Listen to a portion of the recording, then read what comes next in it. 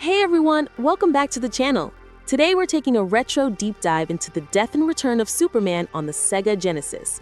The game tries to bring one of DC's most epic comic arcs to life. Does it pull it off? Let's find out. The game was developed by Blizzard and published by Sunsoft.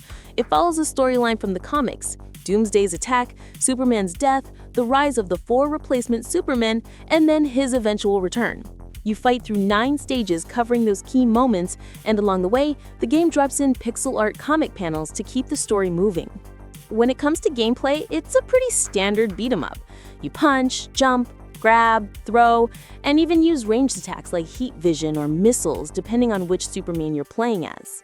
You can also fly, and some stages have you fighting airborne enemies or playing shooter-style sections. You get to play as all 5 Supermen: Classic Superman, Cyborg, Steel, Eradicator, and Superboy. Each one has its own sprite and animation. One cool detail is how Superman's eyes glow when he charges his heat vision.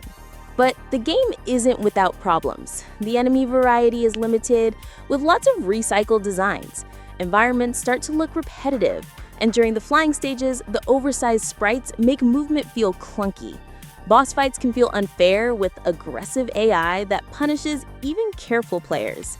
The soundtrack is catchy at first, but it loops too often, and after a while, it becomes repetitive. That said, the game does have strengths. The character sprites are big and detailed, and the animations sell the feeling that you're really controlling Superman. The story beats are faithfully represented, and for fans of the comics, that's a big plus. It starts strong with solid pacing and fun visuals, but as you get deeper, the repetition begins to drag it down. So is the death and return of Superman worth playing today? If you're into retro gaming or you're a big Superman fan, it's definitely worth checking out for the experience and the nostalgia. If you're looking for a polished brawler with lots of variety, you might find yourself frustrated. Personally, I give it around a 6.5 or 7 out of 10. It's not perfect, but it's memorable and still a fun slice of Genesis history.